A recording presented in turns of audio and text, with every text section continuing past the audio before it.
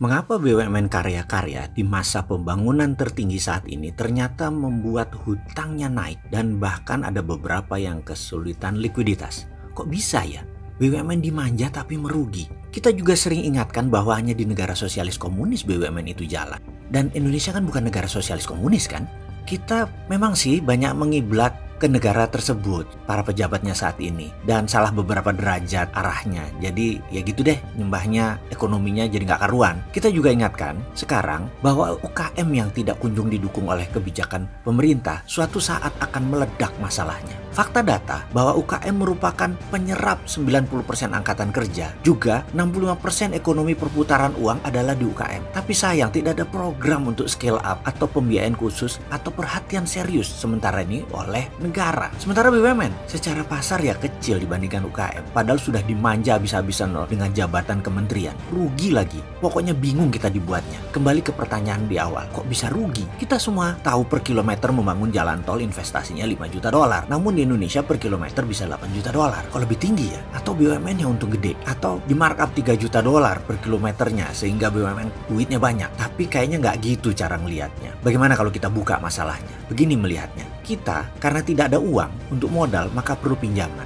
untuk membangun proyek-proyek infrastruktur. Ternyata dalam hukum perbankan yang bisa dibiayai hanya 70% alias yang 30% kita tetap harus store equity, store modal. Sementara kita tahu ekspansi bisnis atau usaha itu sebaiknya pada saat ekonomi lagi boom, bukan pada saat ekonomi lagi bust. Pertanyaan sederhana, Indonesia saat ini lagi boom atau lagi bust ekonominya? Atau kalau pertanyaan anak-anak kelas SD begini, Indonesia ini ekonominya lagi tekor atau surplus? Kalau jawabannya lagi surplus itu boom, kalau jawabannya lagi tekor ya bust. Jadi kita tahu semua bahwa kita saat ini ekonominya lagi tekor, tapi kita ingin membangun, ya terpaksa disulap. Bagaimana nyulapnya? Yaitu modalnya harus 100% pinjaman. Bagaimana supaya dapat pinjaman 100%? Ya proyek itu dinaikkan 50-100% supaya 70%-nya merupakan 100% dari nilai proyek tersebut dan pinjamnya jadi 100%. Mulai paham? Efeknya apa? Hutang BUMN besarnya haram jadah. Sementara proyeknya kalau terlalu dipaksakan untuk membayar hutang pinjaman 100%,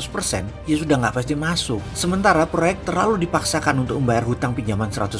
Sudah itu ke infrastruktur statis lagi, bukan infrastruktur dinamis. Infrastruktur dinamisnya barang negara lain, baca barang impor. Ya berat lah membayar hutangnya. Tetapi secara fisik memang keren, terlihatnya memang keren. Namun di sisi cash flow, uang di tanah air ya jadi kering. Terlihat dari mana? Inflasi rendah. Inflasi rendah itu dua mata pisau. Benar rendah atau karena tidak ada transaksi, karena uangnya kering. Ya nggak ada transaksi ya terang aja inflasinya rendah. Yang mana yang Indonesia? Apa yang terjadi kalau ternyata yang kedua, transaksi perputaran uang di tanah air memang turun? Apa buktinya lagi? Properti sekarang industrinya mati suri. Buktinya apa lagi? Impor bahan bakunya naik, termasuk impor pangan. Buktinya apa lagi? Perindustrian yang biasanya tumbuh di atas pertumbuhan ekonomi nasional sekarang tumbuh di bawah pertumbuhan nasional. Ini ada yang salah. Masih mau lanjutkan atau menggunakan konsep ekonomi baru, new economic model, atau masih bertahan ala IMF dan ala obor? Wah, pok mau kapan sih?